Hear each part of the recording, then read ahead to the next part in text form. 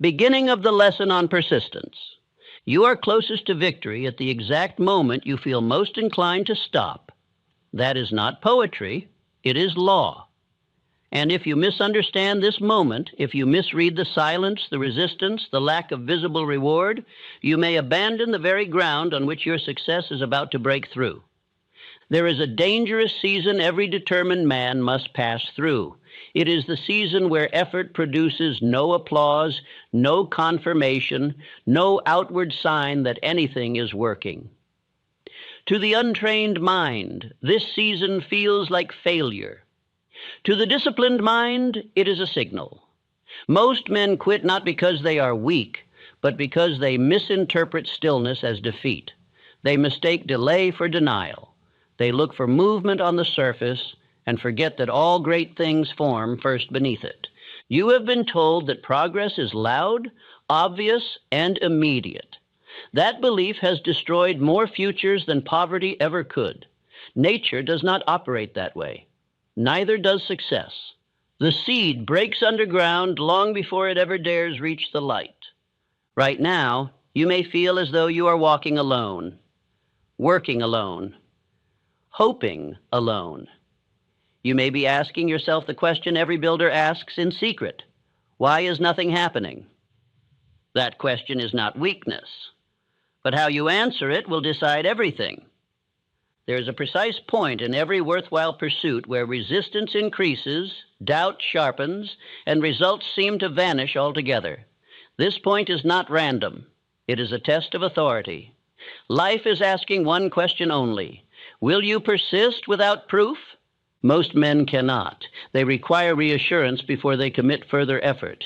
They need evidence before they invest belief. And because of that demand, they never pass the threshold where evidence finally appears. You are not being punished by delay. You are being prepared by it. The silence you hear is not emptiness, it is accumulation. Pressure is building. Forces are aligning. But they do not announce themselves to the impatient. Think carefully about how many times you have stood at the edge of a breakthrough and retreated because it felt uncomfortable, lonely, or unrewarding. Each retreat trained your mind to doubt persistence. Each pause reinforced the habit of quitting just before results. Persistence is not stubbornness. It is intelligent endurance. It is the capacity to continue in the absence of encouragement, to move without applause, to believe without witnesses. It is the quality that separates temporary enthusiasm from permanent achievement. There is a moment, often brief, often unnoticed, when the tide turns. When the accumulated effort of weeks, months, or years suddenly releases itself in one decisive movement. To the observer, it looks sudden. To the persistent man, it is overdue. You do not see the turning point approaching. You feel it instead, through fatigue, frustration, and the temptation to abandon the work entirely.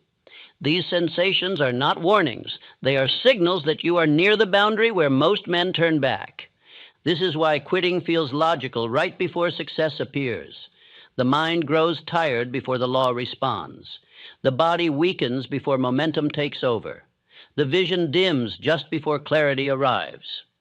If progress were obvious, everyone would persist. If reward came early, discipline would be unnecessary. But success is selective by design. It filters out the impatient, the doubtful, and the half-committed long before they ever reach the prize. Ask yourself this with brutal honesty. How many times have you abandoned a worthy aim because it did not respond quickly enough to your effort?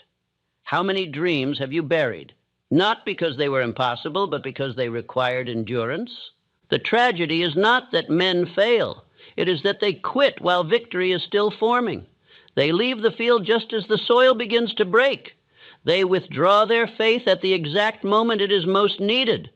Nothing in your life that truly matters will respond to casual effort. Riches do not. Mastery does not. Character does not.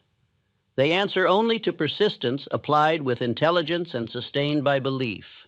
When nothing appears to be working, that is when persistence is no longer optional. It becomes decisive. Anyone can continue when results are visible. Only the disciplined can continue when the outcome is still hidden. You may feel tired now, disappointed, even betrayed by your own effort. That feeling has visited every man who ever accomplished something meaningful. The difference is not who felt it, but who obeyed it and who refused. Do not confuse discomfort with direction. Discomfort often means you are exactly where you need to be. Growth does not announce itself with ease. It announces itself with strain. This lesson is not meant to inspire you briefly. It is meant to steady you permanently, to anchor you during the moments when enthusiasm fades and discipline must take its place. If you listen with the intent to understand and apply, you will recognize the turning point when it arrives. You will not flee from it. You will stand firm while others retreat. And because of that decision, you will claim what they never will. Stay with me. What you are about to hear is not encouragement for the weak, but instruction for the determined. This is the lesson that separates those who almost succeeded from those who could not fail. There is a season in every worthwhile pursuit when effort seems to vanish into silence. Work is performed faithfully, yet no sign appears to confirm that it has value. To the casual thinker, this season feels like error. To the disciplined thinker, it is familiar ground. I have seen this season visit every man who later achieved distinction, and I have never seen a man bypass it and still claim something enduring. Nature herself offers the clearest instruction on this matter, yet most men ignore it. The seed does not announce its labor beneath the soil. It does not demand reassurance that roots are forming. It works in darkness, without applause, without proof, and without complaint. Only when its task is sufficiently completed does it dare to appear. Success follows the same order. Men grow impatient because they are taught to measure progress by surface movement. When movement pauses, they assume error. They forget that the most critical work is often invisible. This misunderstanding alone has cost men more years of life than illness or poverty ever could, for it causes them to abandon sound effort at the exact moment endurance is required.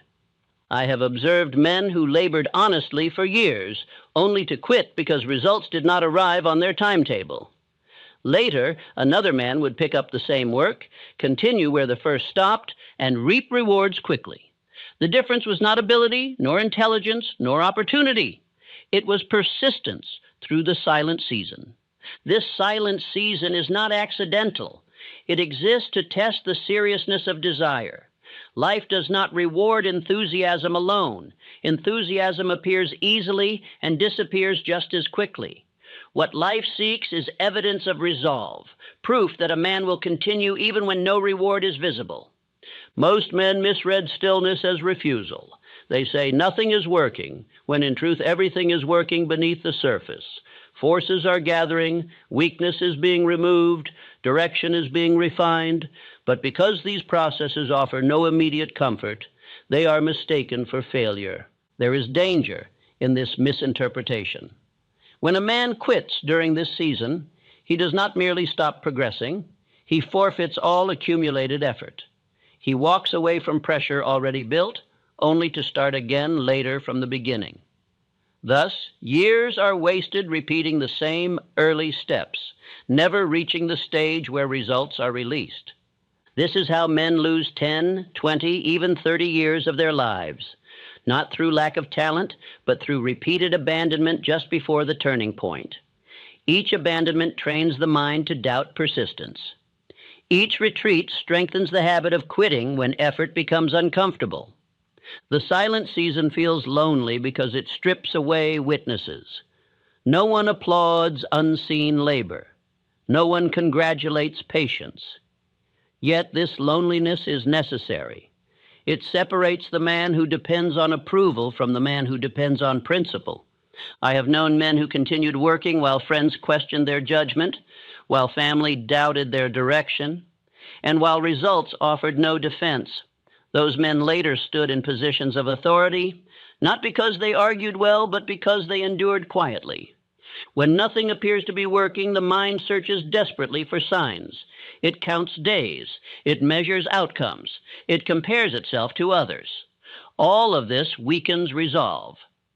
The disciplined man learns instead to measure fidelity to purpose, not speed of reward.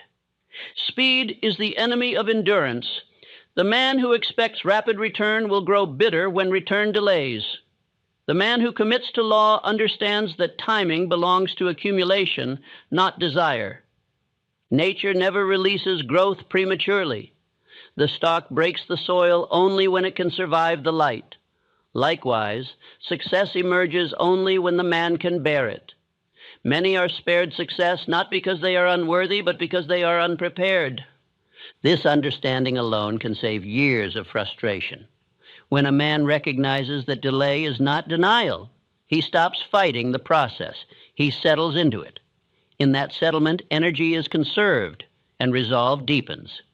Others begin to notice this change before results appear. They see a man who no longer complains, who no longer explains himself repeatedly, who works steadily without agitation. They may not understand his calm, but they feel it. Calm during delay is not indifference. It is confidence in law. The man knows that effort properly applied cannot fail. It can only be delayed until sufficient.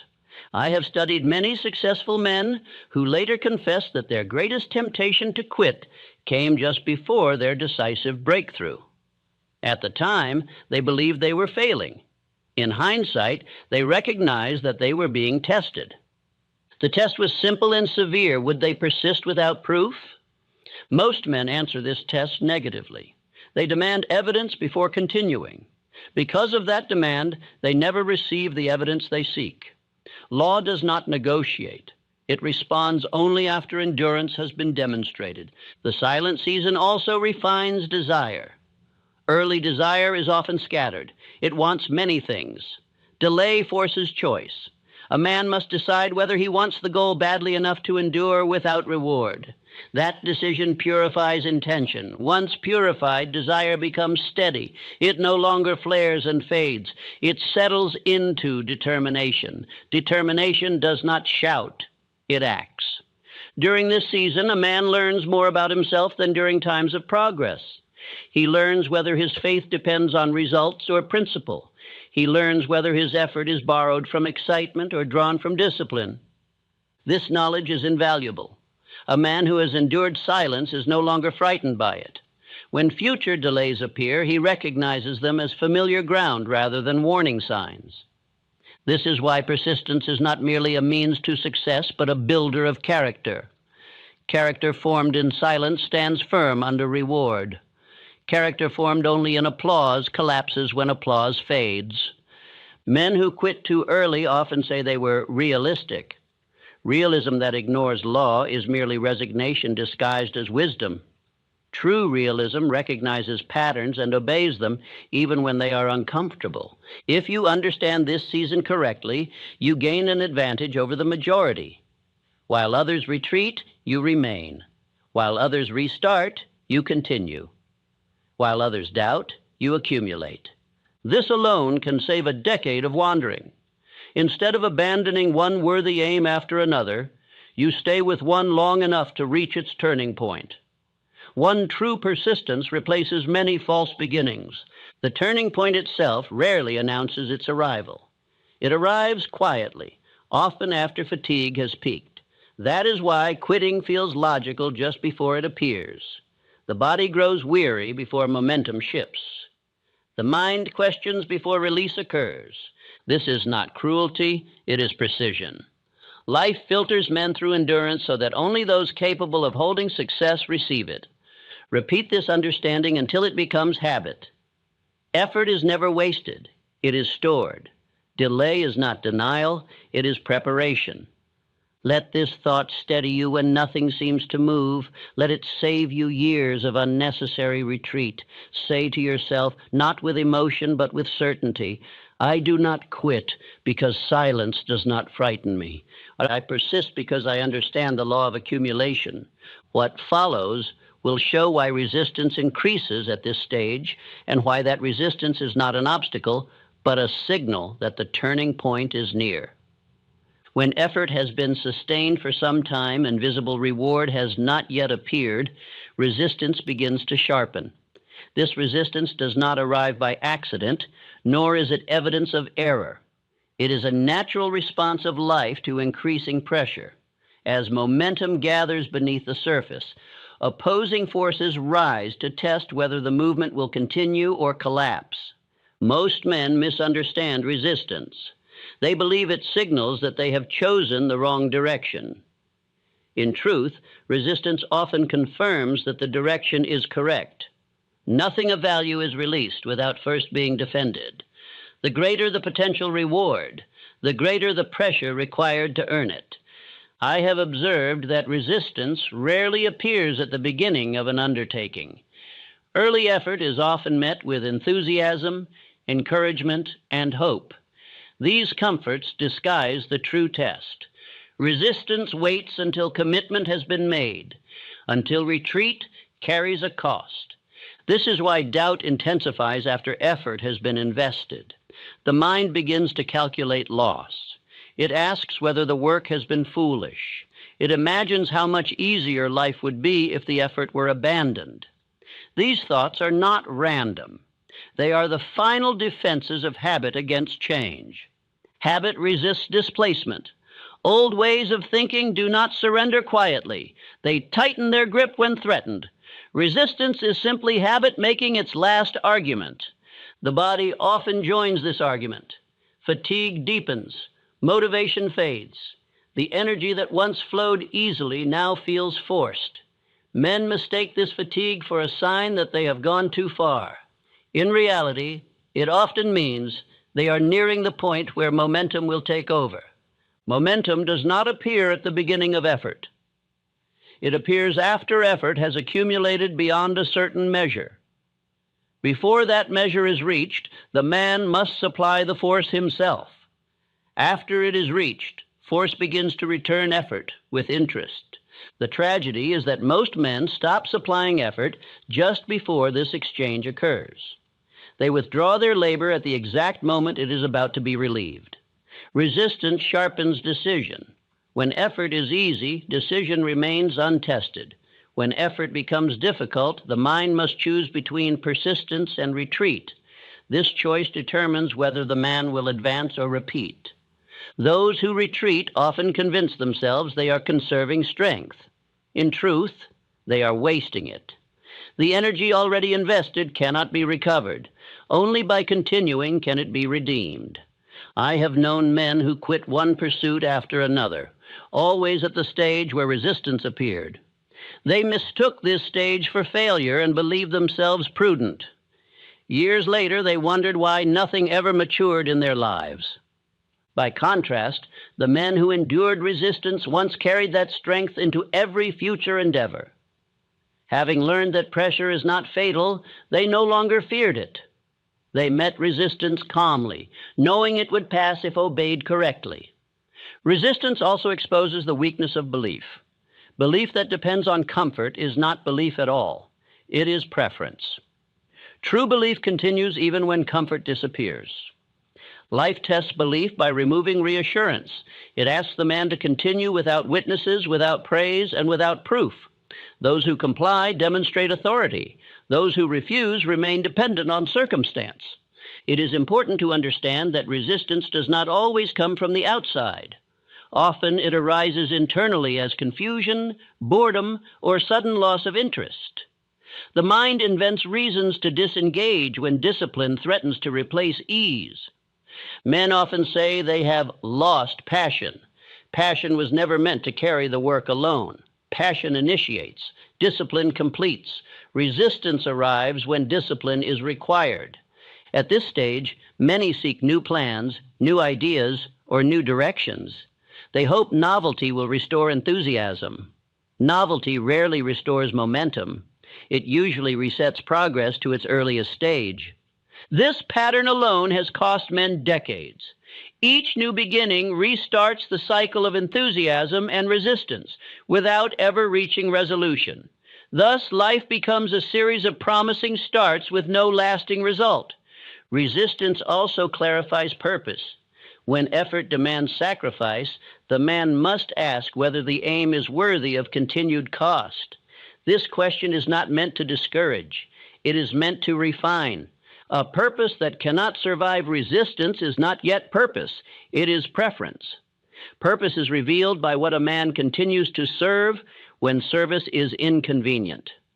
I have seen resistance strip away secondary desires and leave only what truly matters. Men emerge from this process more focused, not less. They may abandon distractions, but they strengthen commitment to the essential. Observers often misinterpret this stage as stubbornness.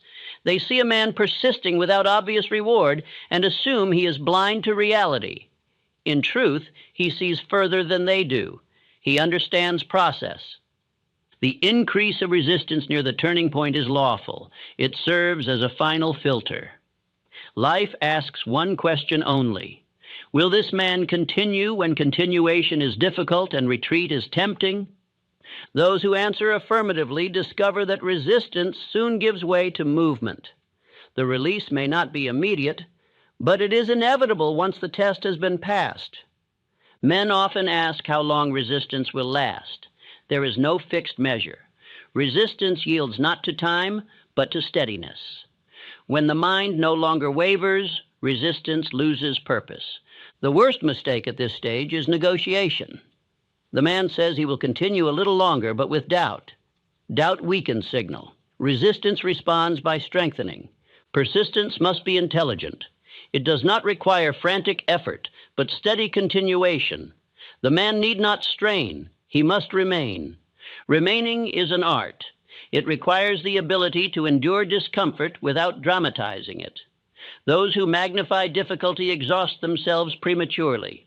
The disciplined man treats resistance as information, not instruction. It informs him that progress is occurring, not that retreat is necessary. This understanding can save years of unnecessary abandonment. Instead of quitting when resistance rises, the man recognizes it as the threshold. He prepares himself mentally to pass through rather than turn back. Others later describe such men as resilient, unyielding, or mentally strong. They do not see the countless moments when quitting felt reasonable. They see only the result of endurance. Say these truths inwardly, not to excite yourself, but to steady yourself. Resistance sharpens because I am near the point of release. I do not retreat when pressure rises. I become steadier. In the next portion of this instruction, you will see how effort accumulates invisibly, why results often arrive suddenly, and how understanding this law prevents the waste of entire decades. There is a principle at work in all achievement that few men ever understand while it is operating, yet all admire once it has completed its task. This principle is accumulation.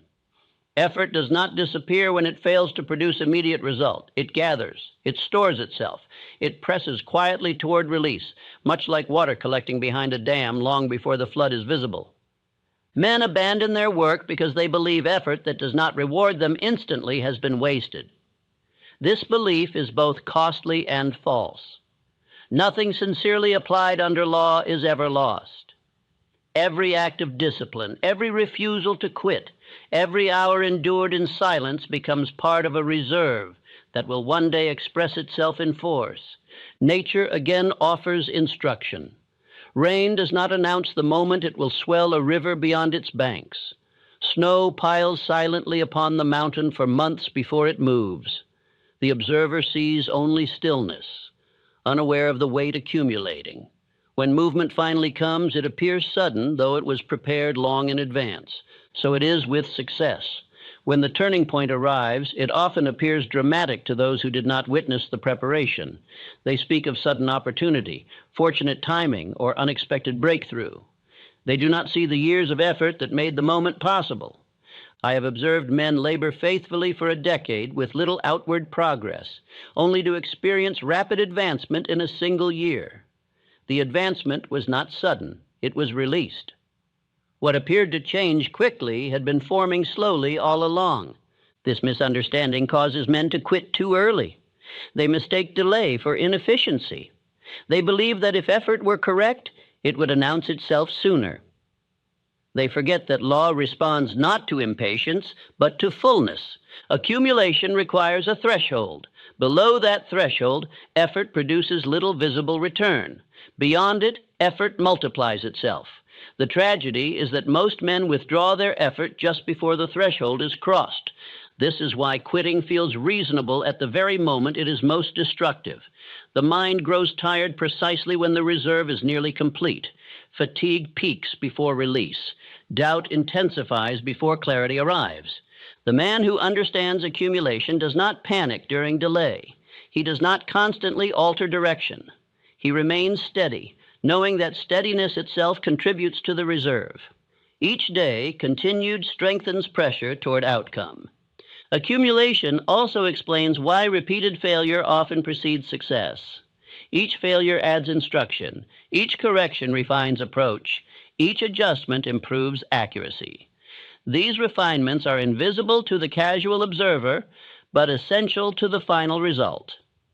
I have studied many men who failed publicly before succeeding decisively. What distinguished them was not immunity to failure, but loyalty to accumulation. They did not discard their work because it required correction. They corrected it and continued. Men who quit prematurely lose more than progress. They lose confidence in persistence itself. Each abandonment teaches the mind that effort cannot be trusted. Over time, this belief paralyzes initiative. By contrast, the man who remains through accumulation develops a quiet certainty. He may not know when results will appear, but he knows they must. This knowledge steadies him during uncertainty. Others often misinterpret this steadiness as optimism. It is not optimism. It is comprehension. The man understands that law cannot be hurried, but neither can it be denied. Accumulation also explains why success often comes all at once. When pressure reaches capacity, release is swift.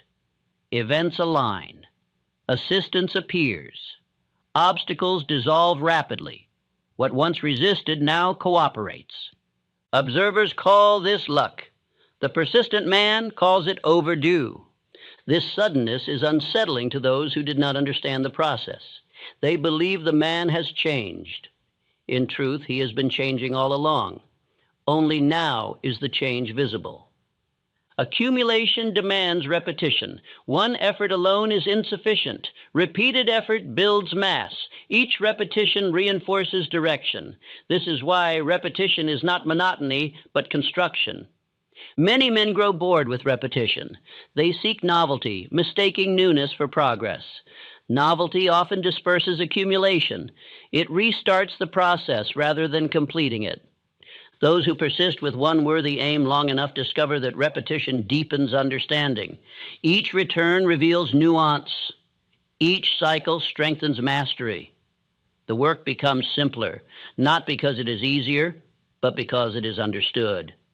Accumulation also clarifies identity. A man who continues when nothing is visible begins to see himself as persistent. This self-recognition becomes a source of strength. He no longer wonders whether he will quit. He knows he will not. This knowledge alters behavior subtly. Decisions become firmer. Effort becomes calmer. Anxiety diminishes. The man stops negotiating with himself. Others sense this shift. They begin to trust him with responsibility. They offer cooperation. They invest confidence. These responses are not favors. They are recognition of steadiness. It is important to understand that accumulation is not passive. It requires continued input. The reserve does not fill itself. It fills through action taken despite discouragement. Nor is accumulation purely external. Much of it occurs within the man himself. Discipline strengthens, judgment improves, emotional control increases. These inner changes prepare the man to handle what is coming. Many men are spared success because they would mishandle it. Accumulation corrects this danger by developing capacity before reward.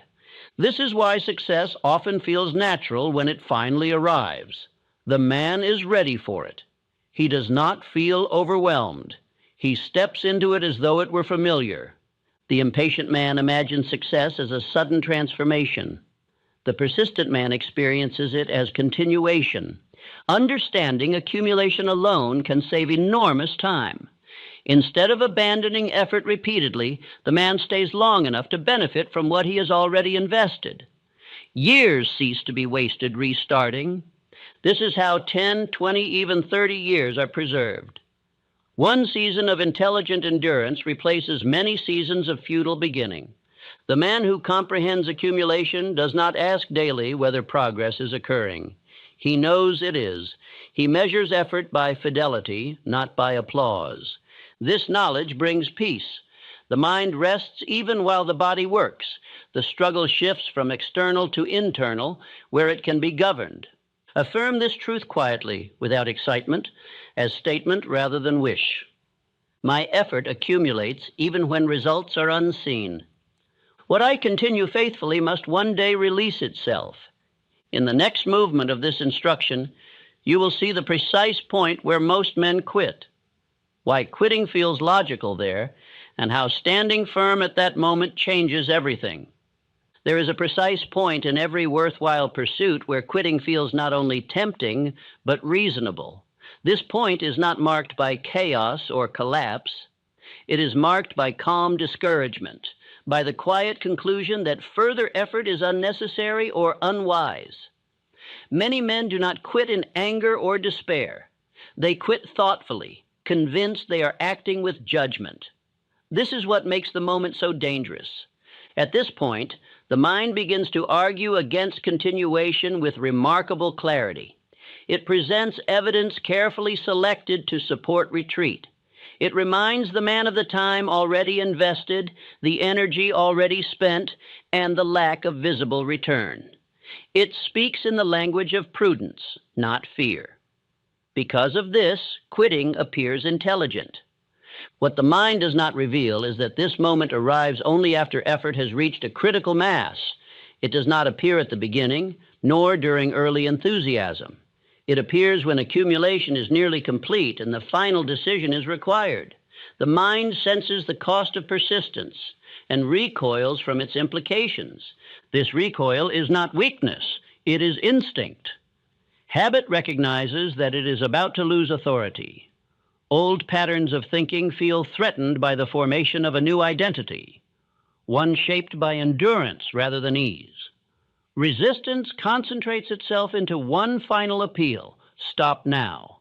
Men often mistake this appeal for intuition. They believe they are being warned. In truth, they are being tested. Intuition does not urge retreat from disciplined effort. It guides refinement, not abandonment. The voice that suggests quitting is almost always the voice of fatigue, not wisdom. Fatigue clouds judgment. When the body tires, the mind grows eager for relief. Relief appears in the form of surrender. This is why quitting feels comforting. It promises rest. But rest gained through surrender is temporary. It soon gives way to regret. I have observed many men who quit at this point and felt immediate relief. The strain lifted, the pressure dissolved. For a time, they believed they had chosen wisely. Weeks later, dissatisfaction returned, heavier than before. They realized that nothing had been resolved, only postponed. This postponement is costly. The man must eventually face the same turning point again, often under less favorable conditions. Each retreat trains the mind to distrust persistence. Over time, this distrust hardens into belief that effort cannot be relied upon. The tragedy is not that men quit once. It is that they quit repeatedly, each time closer to success than the last, yet never close enough to know it.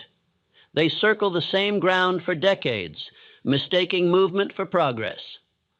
The turning point itself is subtle. It is not accompanied by opportunity or reward. It is accompanied by a decision. Will the man continue without assurance, or will he require proof before further effort? Life answers this decision with precision. Those who require proof before continuing will never receive it. Proof follows persistence. It does not precede it. This law is exact and without exception. Every great achievement has obeyed it. Men who persist through this moment often do so without confidence. They are not certain of success. They are simply unwilling to abandon what they have begun.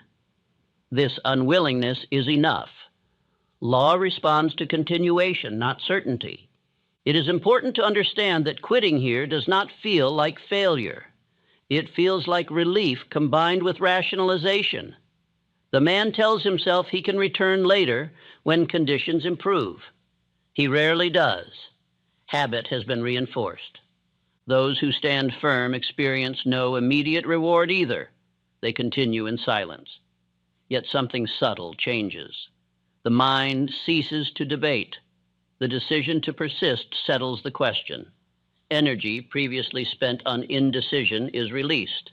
This release is the first true victory. When a man no longer argues with himself, effort becomes cleaner.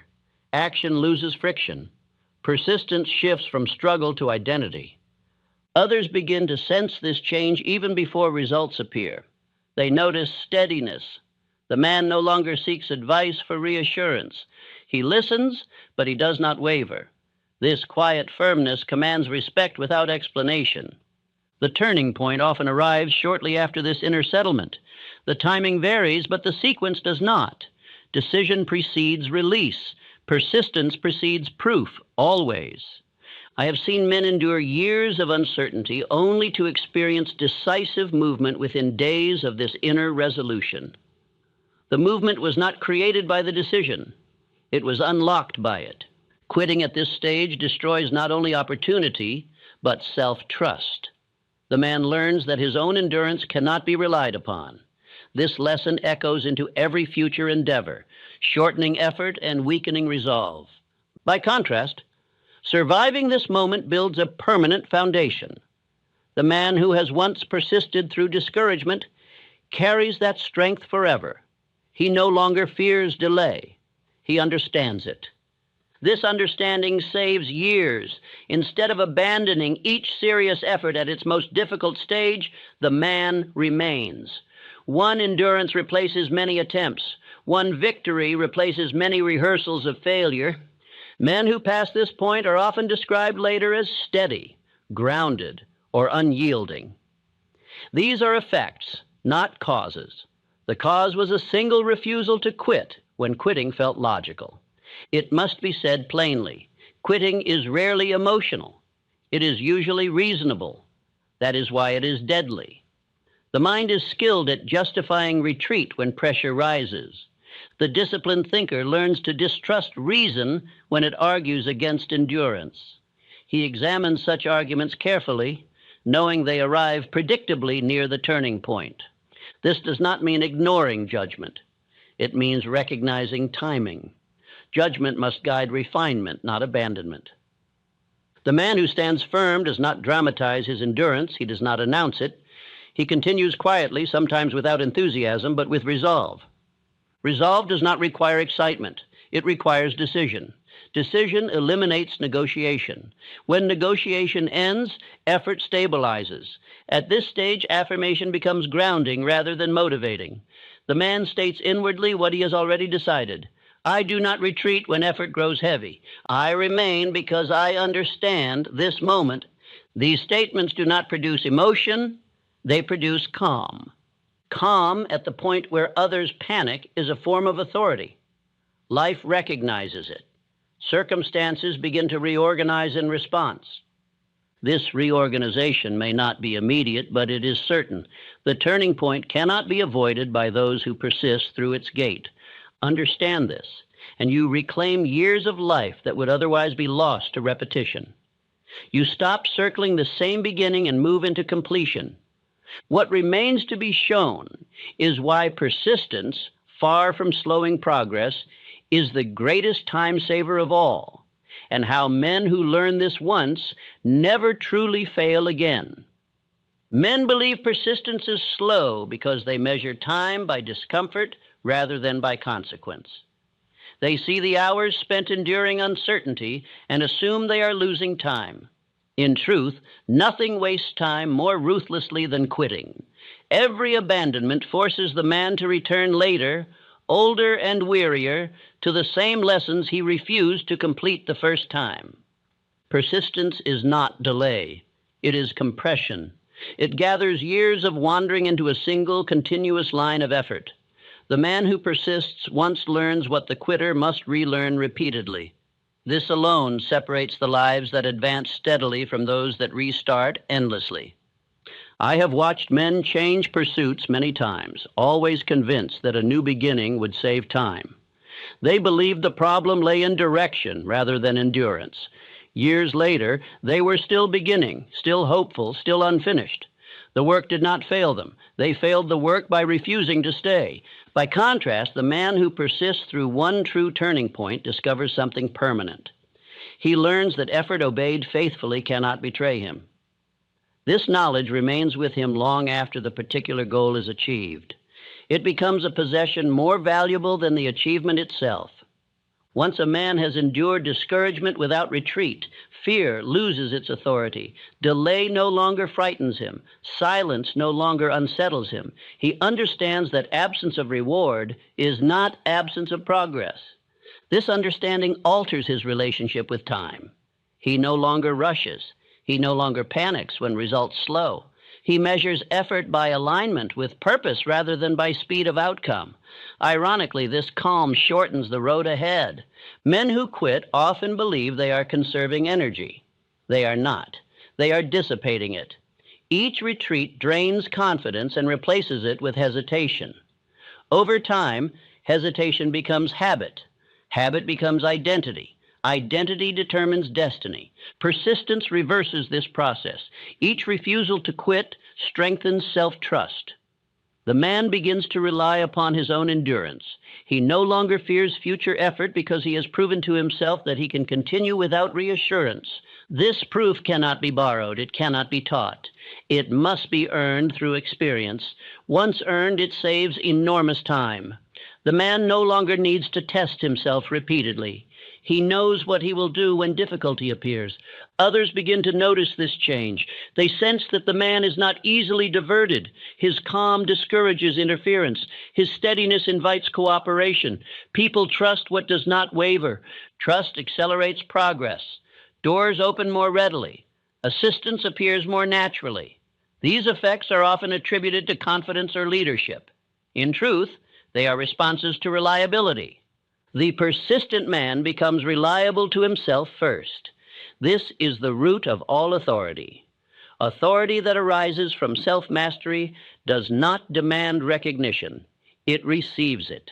Time seems to favor such men. Opportunities align with their readiness. Circumstances rearrange themselves with less resistance. What once required effort now flows with less strain. This is why persistence is the greatest time saver of life. It prevents repetition. It eliminates the need to restart. It completes what others abandon. Men often imagine that quitting frees them to pursue better opportunities. More often, it binds them to the same cycle under different names. They encounter the same resistance, the same discouragement, the same temptation to retreat, again and again. Persistence breaks this cycle. Once a man has passed through the turning point, he recognizes it in every future endeavor. He does not mistake it for failure. He welcomes it as confirmation. This recognition alone can save decades.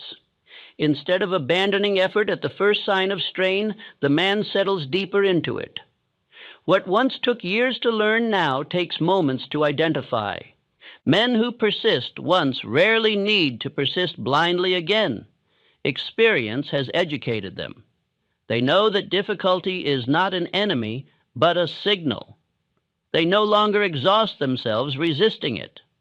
Success then appears natural rather than miraculous. The man steps into it without astonishment. He is prepared for it. He has been shaped by the very delays that once tempted him to quit.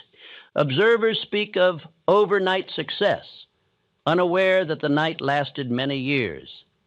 The persistent man does not correct them. He knows the truth and does not require acknowledgement. Persistence also refines ambition. The man no longer pursues many aims simultaneously.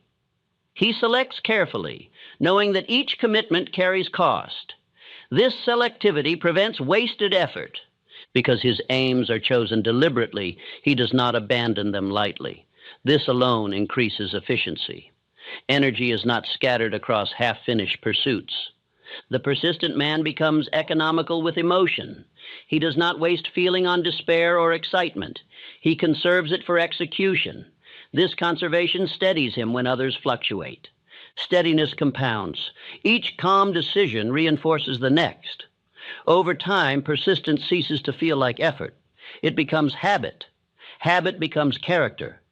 Character formed through persistence is quiet. It does not announce itself. It does not demand admiration. Yet it is unmistakable. Others feel it and respond accordingly. Life responds as well. It stops testing what has proven itself. Resistance diminishes because its purpose has been fulfilled. The man has demonstrated authority. This does not mean difficulty disappears. It means difficulty no longer threatens direction. The man meets it as a task rather than an obstacle.